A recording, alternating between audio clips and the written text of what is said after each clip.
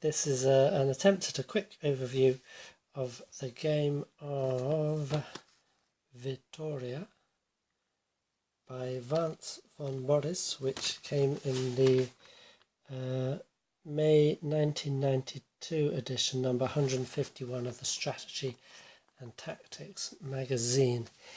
It was twinned with Joseph Miranda's Friedland from his Napoleonic battle system in the same magazine. So the rules are separate. They share the same sheets of paper. So these are Victoria charts tables. These are Friedland charts tables.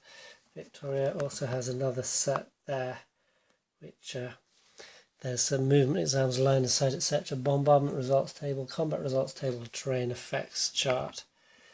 Then on top of that, you get handy unit organisations chart. It's particularly handy because this is a meeting engagement, so not all units are on the map at the start. You get the sequence of play, victory conditions, reinforcement schedule, and release and schedule. So I hope to keep this brief. It's going to be about two things. One about the Battle of Vittoria. It's 21st of June 1813 between Wellington and Joseph, Napoleon's brother, and with a D'Erlon on his side and Riel as commanders, Gazon, and Wellington's got Hill, Dalhousie, and one or two others, Graham, as commanders. So I didn't know anything about the battle before going into it. It's an interesting situation. So this is the state of play at the end of my just finished solo game. And the town of Vittoria is here. You have here some off-map train counters. So these are baggage trains. There's like 3,000 wagons represented by these three units, which the French successfully managed to take off through there on the Pampeluna Road. Then around the map you have entry Bilbao Road. So this is the entry for Graham and some Spanish units. You have the Guetta entry area, the Nanclares Road entry, Burgos Road entry, and then Laguna Road entry area.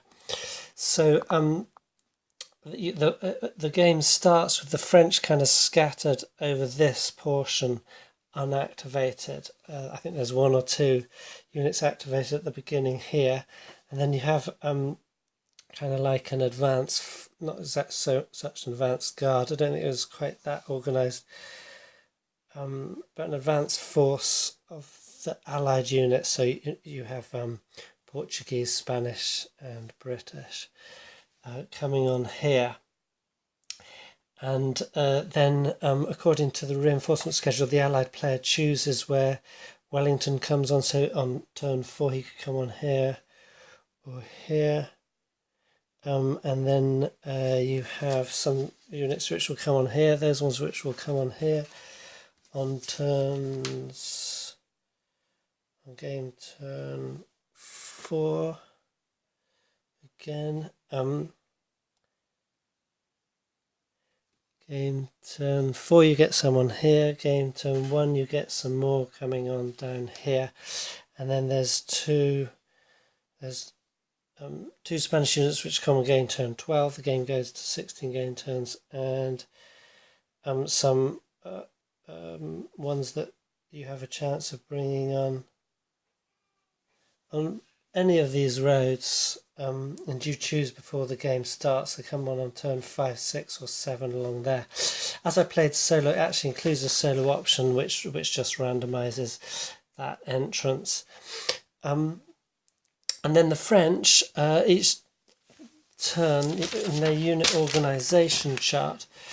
You might be able to pick out against the glare and so forth that units are grouped with letters. Now that's not a formation grouping, it's like an activation grouping. So some groups are quite big and some are small, only 2 units, and even here these reserve artilleries, they activate separately. And you can, as a French, you can roll twice a turn with a 50% chance, the modifier for having allied units closer and in line of sight, of activating. So so these ones are already released at the start, and there's 1, 2, 3, 4, 5, 6, 7, 8, 9, 10, 11, 12, 13, 14, 15, 16, 17. 17 other sections to activate, and as it happened at the end of the game, I went all the way to the 15th turn, that one still hadn't activated. Another one had activated the turn before, and some would have remained unactivated if they hadn't been attacked or been moved adjacent to by the Allies. So the French have a slow start getting going, and the Allies under Wellington have the challenge of coordinating their attack with units from different directions. As it happened in my game, and I think well, it depends how you move, but the big potential is that this unit, the formation under Graham, moves in here quite quickly, and then it could activate a lot of French there, whilst I had a lot of other French here which were activated, were holding off the bulk of Wellington's forces which were coming here. Some managed to sort of manoeuvre around there towards the last third of the game. But so the problem was that these ones here were relatively small compared with the French massed here and here, with the Allies sort of still around here. And the question was, could the French turn and destroy them and then be able to respond in time to meet the Allied advance? It was a very interesting situation and very adroitly handled by the designer. Simple rules. I found no problem with the rules. There's only one bit of errata I had to put into the rules. One extremely important bit of errata which completely adjusts. I think you have to add 9 to every hex number on the, and that's on the setup. So that's those British which start on board, and then all of the French. So without that, I don't know where they would be, but it just would not make sense. So you need that bit of errata. It's readily available on Grognard's and Board Game Geek, grognard.com. So what can I say about the game? Okay, it's standard like Hex and Counter Fair. Interestingly, you've got the same developer as Friedland, and zones of controls are called in these two games engagement zones. But in this one, there's a very nifty thing that happens. I'll zoom in a little bit. Okay, I'm going to have to pick up a counter to show you. Let's see. So we've got 2 counters here. So these are late arrivals, and this yellow stripe indicates they're in Graham's formation.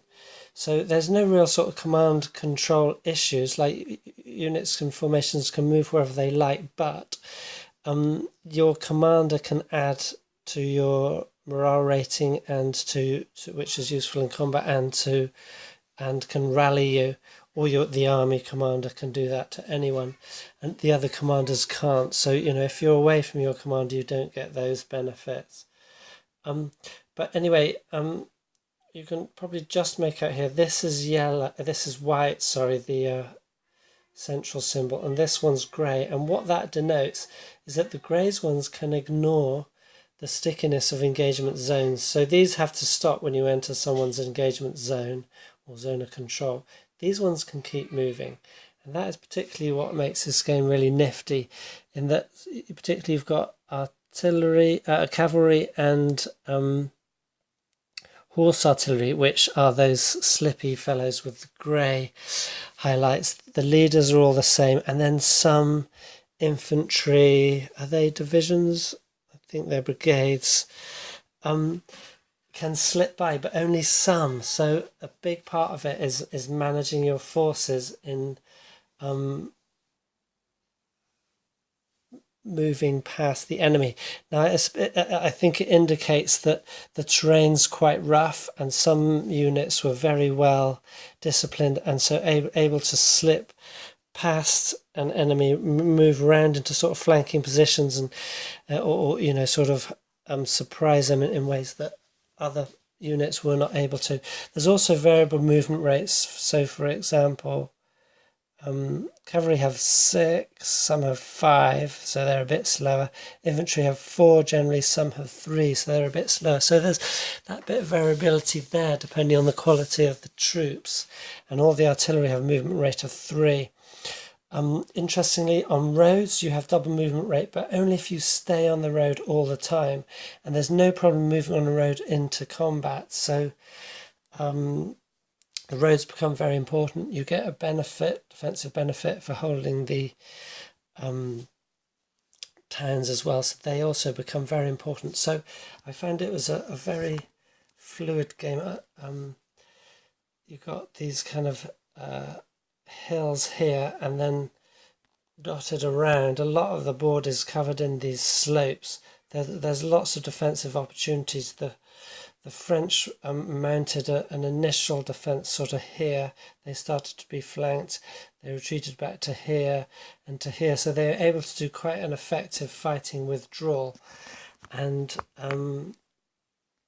perhaps I thought I was doing quite well with the Allied, but perhaps I needed a little bit more organisation and making use of those more elite and or veteran brigades to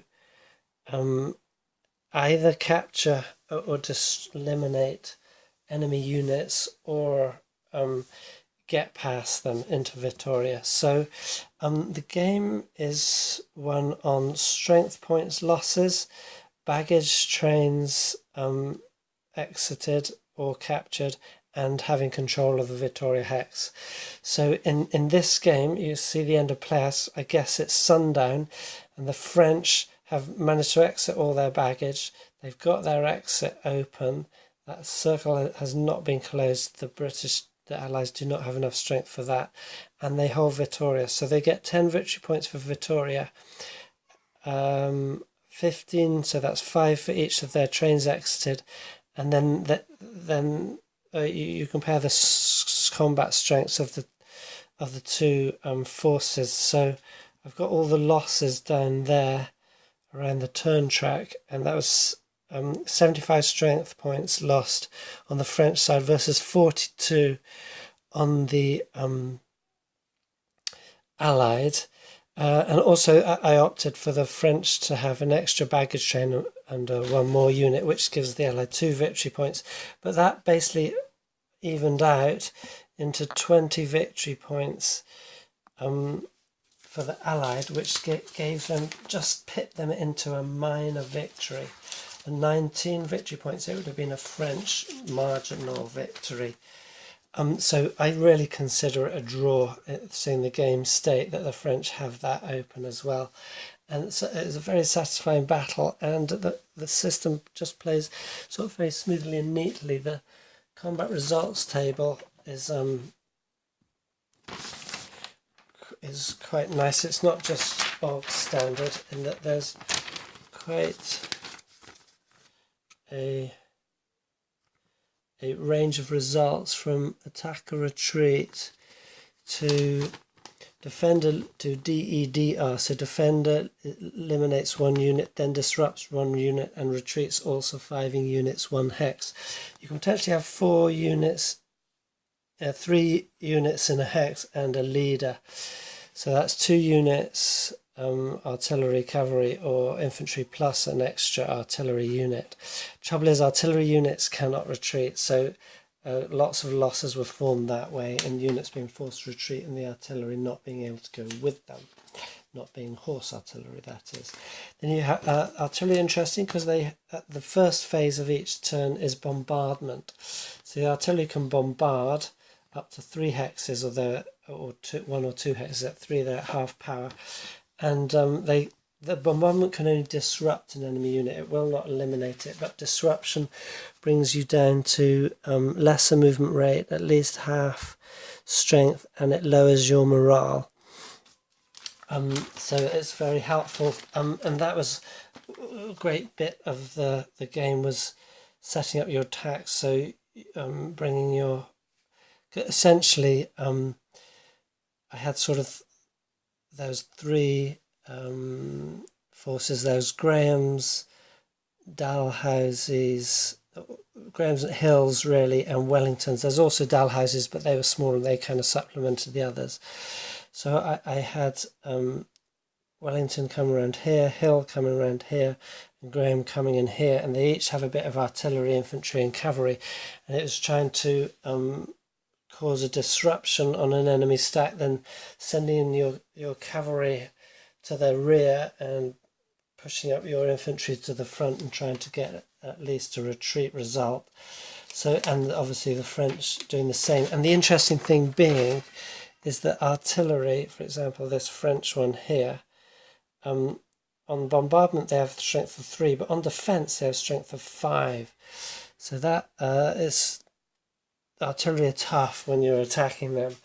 And that was really why the French were able to hold on to Vittoria, because, for example, in the actual Vittoria hex, they had 2 artillery units with strength of 6, and they've actually got a disrupted infantry unit, which started at strength of 7, disrupted down to 3. That would probably have been rallied fairly soon, because there was a decent leader in that hex too.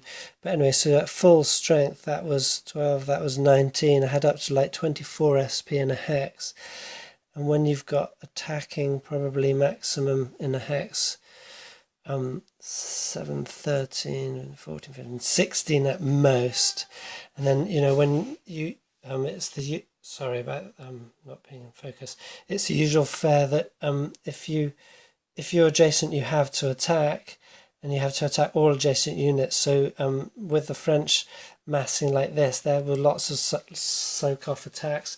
In fact, the British had 2 turns of major attacks on Vittoria, and both were failures, not in complete disasters. It was mostly like retreats back, but they did lose some units in inability to retreat because of overstacking, because on the other hand they had to bring a lot of units up. So I think you're getting the sense that I really enjoyed this game. It's simple and smooth, and an interesting situation, and quite adroitly handled. The odd thing I would say about it is cavalry don't really have any special movement abilities except for their speed, so you can have infantry sort of run up and attack cavalry. You know, there's no sort of cavalry withdrawal. It's not really a problem. It didn't create any ridiculous situation with me, but you could potentially have say infantry surrounding a cavalry unit, although because they've got the withdrawal ability, if then I mean not the withdrawal, they've got the slipperiness through engagement zones of control. You might surround them with engagement zones, but they could slip out of that in their movement turn if they were not destroyed in yours. So yeah, a good game. One last thing I should mention about it is that morale. So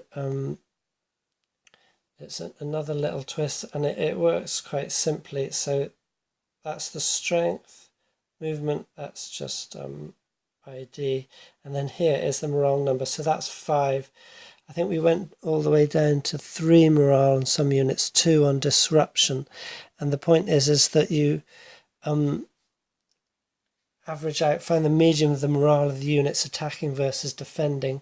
Leaders can add to morale, and then the person with the highest, they get a +1 on their die roll on the 1d6 on the chart. That's very effective because the train effects are all -1 except for town, the Vittoria, which is a -2.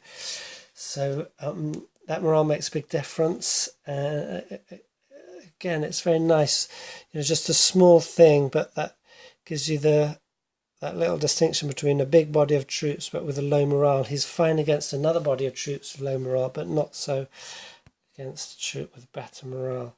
I'll just scan down there just so you can see the last bit of the map. There's what's that? Oh, Victoria Victory Point track. I didn't use that. I just thought, for completeness, I should show you everything that's there. So I don't have the magazine that these came with, so I don't know what extra goodness and background that you get from that. But yeah, interesting situation with the dual goals. So the Allied are trying to gain Vittoria and those 3 wagon trains of the French, which start kind of here. And I activated one fairly early, but you have to sort of balance between getting your wagon trains off quickly and activating units to prepare a defense. So, there's a balance there, and it's not definite because it is a die roll. I had some mad cavalry dashes from the Allied to try and get the last retreating wagon train, but they managed to be fought off. But there's that potential, and that's really sort of Graham's forces' job, perhaps, is to sort of whiz around and threaten the wagon train early. So that's the Allied job, to get Vittoria and the trains, and the French job really is to hold Vittoria and vamoose the trains off the map, and also French units can exit on here, and then obviously there's no victory points for that, but they cannot then be taken as victory points in damages. So that's a choice the French have to make also. So there we are, Vittoria.